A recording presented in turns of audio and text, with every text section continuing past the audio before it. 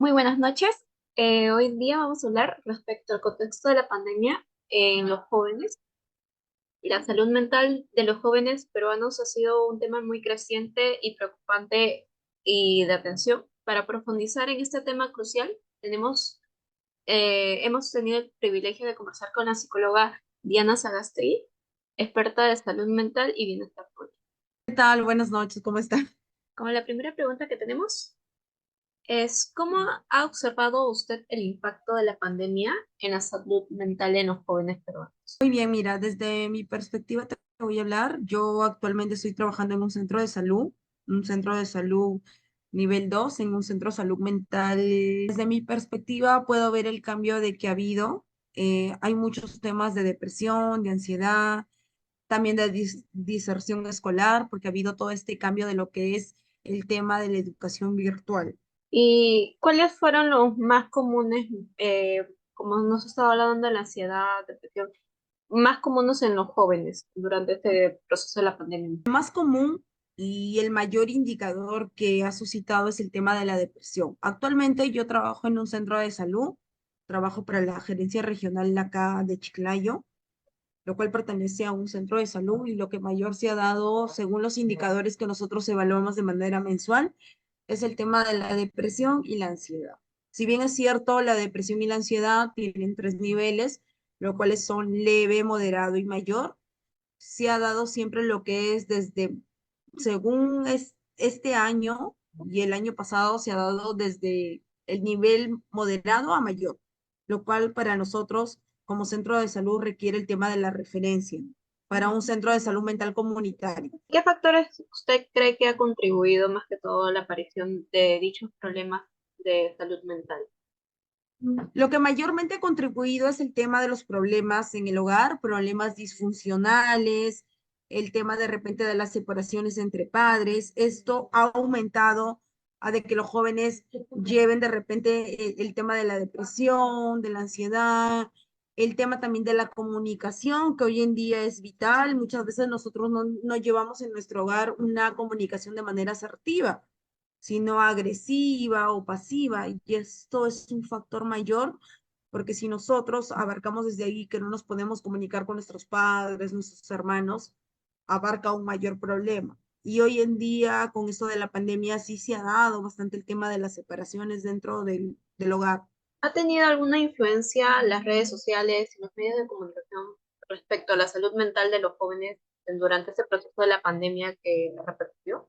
Sí, definitivamente. Ha habido un lado positivo y ha habido un lado negativo. El lado positivo que podríamos rescatar es el tema, por ejemplo, que han aparecido nuevas aplicaciones para poderse comunicar, nuevos juegos, el tema del TikTok, que hoy en día está de moda, ¿no? En el cual los jóvenes han podido por ahí de repente hacer sus pausas activas, distraerse, los juegos recreativos. Y de manera negativa se podría decir de repente el tema de pasar mayor tiempo en las redes sociales sin un control previo de los padres, ¿no? El aislarse, el ya no poder socializar, el no poder desarrollar de manera adecuada las relaciones interpersonales, porque hay muchos jóvenes que hoy en día, producto de eso, pues ya no salen, como que se han acostumbrado a estar aislados. Entonces, las redes sociales tienen un lado bueno y un lado también un poco negativo, se podría decir. ¿Usted cree que la opinión pública sobre la salud mental ha cambiado durante el proceso de la pandemia y de qué manera ha cambiado la opinión pública respecto a ello? Sí, definitivamente ha cambiado para los psicólogos de una manera favorable, porque antes nadie iba al psicólogo. A veces el ir al psicólogo era tachado como estar loco, estar mal. Y hoy en día los centros de salud nos da gusto como psicólogos ver que asisten más personas. Dicen, mi familiar falleció, vengo por mi propia voluntad, quiero superar esto.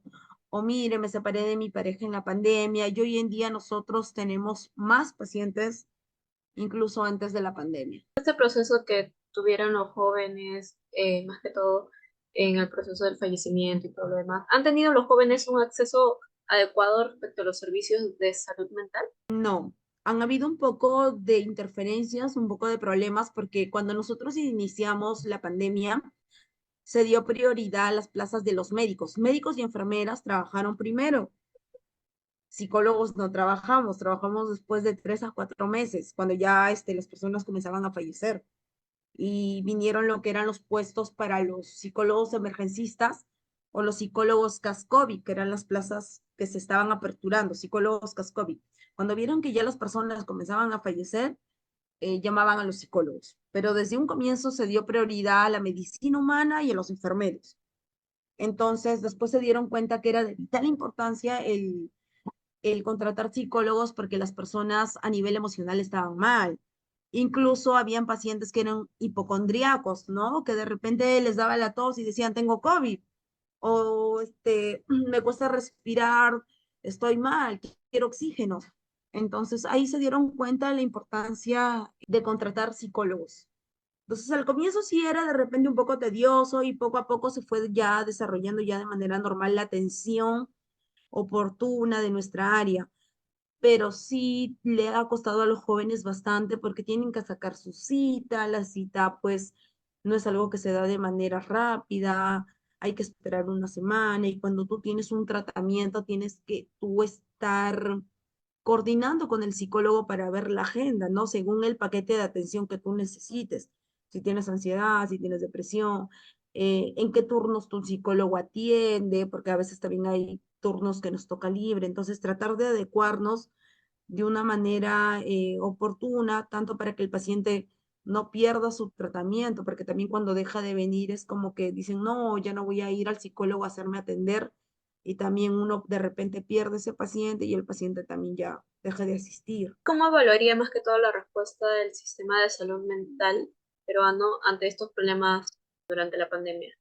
¿Fue inmediata, como usted me venía diciendo, fue después de 4 meses cuando ya aparecían las personas, pero tomaron acción? Yo desde mi punto de vista considero que se tiene que mejorar, no solamente el tema de la salud mental, sino de todas las áreas. Nosotros, desde que vamos a un establecimiento de salud, nos preguntan, ¿es emergencia o es urgencia? Entonces, tienen que ver el tema del CIS, tienen que atenderte. De repente, si es un tema físico, tienes que tener fiebre mayor a 39 para que te atiendan. Igual en el tema de la salud mental, tienes que sacar tu cita, si es referencia, si eres una persona que vas a actualizar tu referencia, si eres una persona que ya tiene un diagnóstico establecido, de repente vas a actualizar para un tema de ir al comunitario. Entonces, depende mucho. Yo considero como psicóloga que en el tema del sector salud, porque yo trabajo en el sector salud, los indicadores que a nosotros nos ponen como psicólogos están un poco elevados. A nosotros nos ponen a atender, se podría decir, un aproximado de 20 a 30 usuarios por día. Y nosotros como psicólogos sabemos de que la atención es de 40 minutos a 1 hora, si es que se extiende, cuando debemos de dar el tema de tratamiento. Nosotros no podemos correr con los tiempos a diferencia de otras áreas, ¿no? Como medicina, nutrición, que le das una charla breve.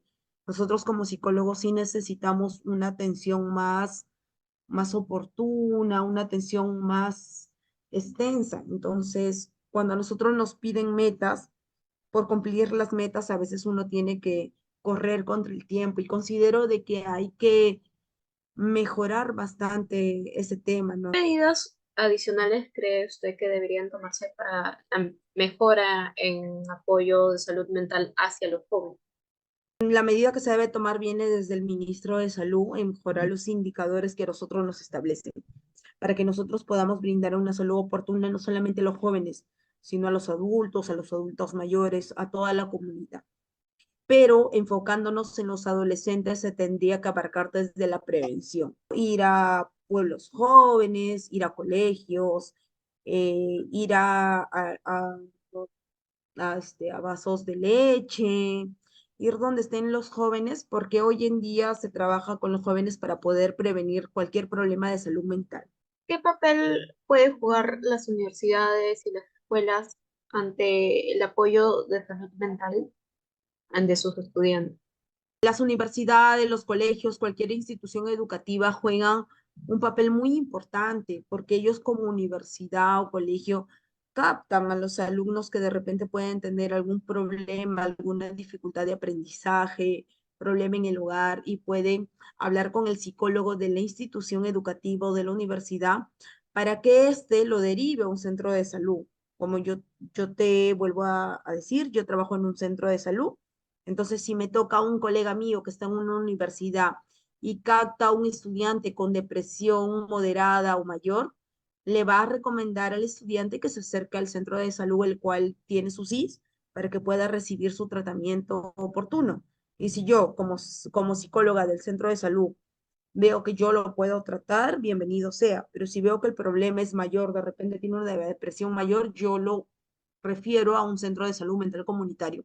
Entonces, todos tomamos un rol importante como psicólogos, más allá de la entidad donde uno pueda trabajar, porque todos somos, ¿cómo se podría decir? Agentes comunitarios, todos somos redes de apoyo, ¿no? De repente una comisaría, todos somos redes de apoyo, entonces conjuntamente todos tenemos un papel fundamental que cumplir por el bien de los usuarios, por el bien de nuestros pacientes. ¿Cómo pueden los medios de comunicación y campañas más que todo públicas contribuir a esta mejora de la percepción pública respecto a la salud mental? Medios de comunicación nos pueden apoyar bastante con el tema de publicitarnos a los psicólogos, publicitar la salud mental, que es muy importante recibir salud mental desde las personas que tienen menos problemas hasta las mayores. ¿Por qué? Porque hoy en día hay un tabú. ¿Cuál es el tabú? El tabú es de que ir al psicólogo es para locos, ¿verdad? ¿Por qué? Porque todavía no se ha normalizado ir al psicólogo. A veces se normaliza mucho el tema de la infidelidad, incluso si todo, soy infiel, jajaja, lo hacen una broma. O normalizan el tema de estar triste y dicen, no, si yo estoy triste, hago mi bloqueo emocional y ya está. Porque eso se ha puesto de moda en las redes sociales. Entonces, ¿por qué no poner de moda el ir al psicólogo? Hay que poner de moda que ir al psicólogo es ser una persona saludable.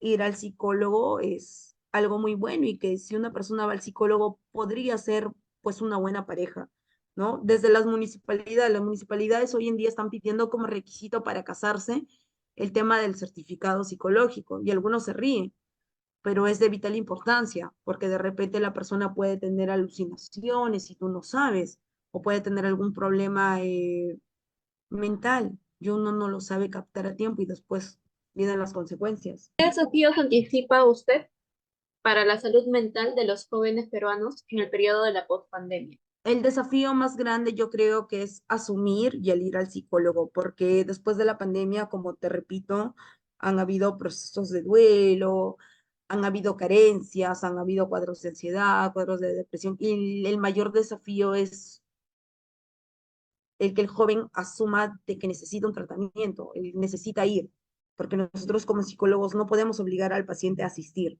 ¿no? Muchas veces dicen, lo traigo a mi hijo por un problema que estaba mal criado.